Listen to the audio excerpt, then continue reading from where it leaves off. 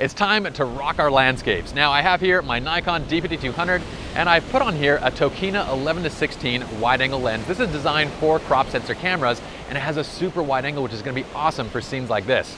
It's beautiful quality and it's also very affordable, which makes it a great lens for your toolkit if you're looking for a wide angle crop sensor lens.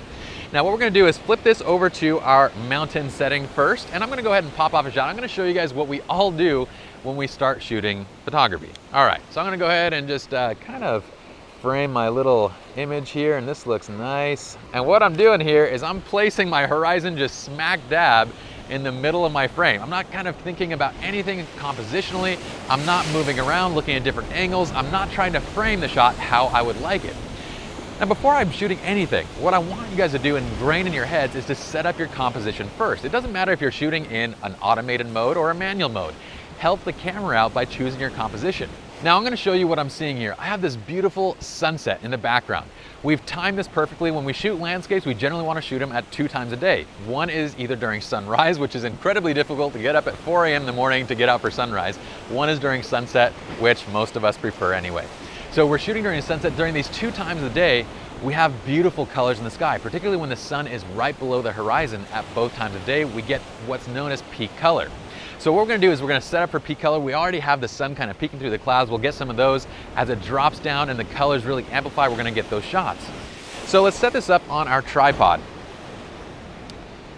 Now I'm going to go ahead and dial in and just get my right composition here. So let me look through the viewfinder. I have this water coming through right along this edge. It looks really, really nice. Now what I'm going to do is pop this on and it's still in landscape mode. So I'm just going to take another shot for you guys. And let's see how it turns out. So we're auto-focused. It's focused on the right area. Let's pop that shot off. What's happening here is at ISO 400, we're reducing dynamic range of the image. Dynamic range is that range of detail from our shadows all the way to our highlights. And we want to keep that at the lowest possible native ISO, which is ISO 100. Because anytime we increase, we're losing our image detail, we're losing dynamic range, we're losing color, we're losing sharpness, and so forth. So if I were to switch into manual, I first want to use ISO 100. Next, I want to use an aperture that will give me a broad depth of field, and it did that. It actually closed down the aperture. Knowing that we're in landscape mode, we told the camera, well, we want a broad depth of field, so it used an aperture of f9 or a small eye of that lens to increase our depth of field to yield a sharper image. Okay, so what about shutter speed? Now, what it's trying to do is keep the shutter speed relatively high, but what I actually want is to slow down the shutter speed. Because what I want to do in this scene is I want to slow the shutter speed so we have that wispy kind of effect to water. All right, so we know how the automated landscape mode approached this shot. Now let's do things our way. I'm going to dial everything in manually based on what I want. You're going to see how much additional control we have in getting an even better image than what we have with that automated mode. Let's go ahead and turn the camera on, and I'm going to flip over to manual mode and then flip our live view on. Now my battery's very low, so we're going to try and do this a little bit on the quick side. I'm at f7.1 here. Now what I want to do is keep my ISO at ISO 100, which I'm at. I'm going to slow down my shutter speed until I get to a point where, well, I actually want it to be a little bit lower. At 1/100th of a second, we're not going to be freezing enough of the, or I'm sorry, we're not going to be showing enough of the motion. I want to get down to, let's say, 1/10th of a second, or 1/5 of a second, or even 1 second, and so forth. Now what we're doing now is playing the landscape photographer waiting game. Now landscape photographers should be very familiar with this because basically all it is you go to a location, find your beautiful spot, set up, and you wait for the perfect light. Whether it's during sunrise or sunset, that's exactly what we're going to do now.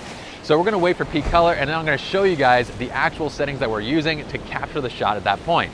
Remember one thing, we're shooting right now in RAW and JPEG. I want to have the JPEG file just so I have something to show immediately, but I want to have that RAW file because I want to yield the maximum dynamic range, the best possible image in this scene, and to do that, I need my RAW file so I can post-produce later on. All right, let's wait now for peak color, and then we'll come back and show you what we get. All right, so the sun has set now and we're freezing cold. Nothing at this point is going right.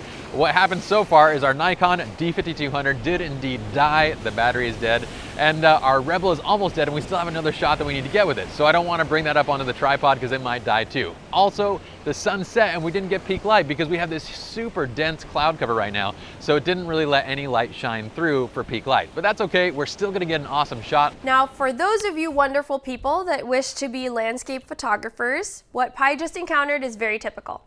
Getting those perfect, fine art landscape photos requires not only a lot of work, it also requires actually perfect conditions. Landscape photographers will get up at 2 a.m. to hike 10 miles into a location to arrive at sunrise. They will wait for hours for that perfect sunset, and they will do whatever it takes to get that shot. Oh, and lastly, they will do it multiple times.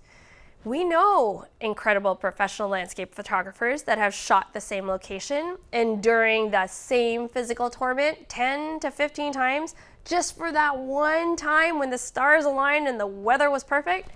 What's the point of telling you this? Well, just know, because we want you to know that it takes what it takes to get truly amazing landscape images. And we want you to keep on trying when Mother Nature doesn't cooperate. Use your weather reports, scout your locations, try and try again until you get that perfect shot. And when you do, be sure to share it with everybody on SLR Lounge. What I've done now is popped on a 5D Mark III onto the camera, but the thing is, we'd probably get a better image out of the D5200 simply because it has a broader dynamic range. We have 13.7 stops on the D5200, and we only have around 12.5-ish on the 5D3. So don't get caught up in the camera, because this camera, I don't know, for this scene, it'll give us a really great image, but still the D5200 would probably be what I would prefer. Now, I'm freezing cold, and that's why I'm having a hard time talking to y'all right now. Let's go ahead and hit live view. Let's check out the settings right now. We're running around a 2-second exposure. And again, check out the histogram. We have quite a bit pushed to this left side, so I might even slow down the shutter speed a little bit more. I'm shooting manual, and you can see that we're pushing the right side, the highlights just right over to the edge without trying to blow out any of these bright cloud areas. So I'm gonna maybe go around 3.2 seconds about.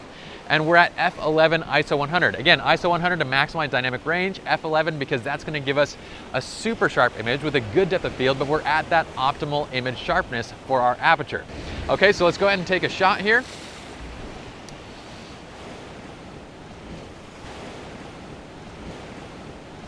That looks really nice. I might brighten it up even a little bit more. Maybe I'll drop this down to f8 and then keep my exposure around 2 seconds.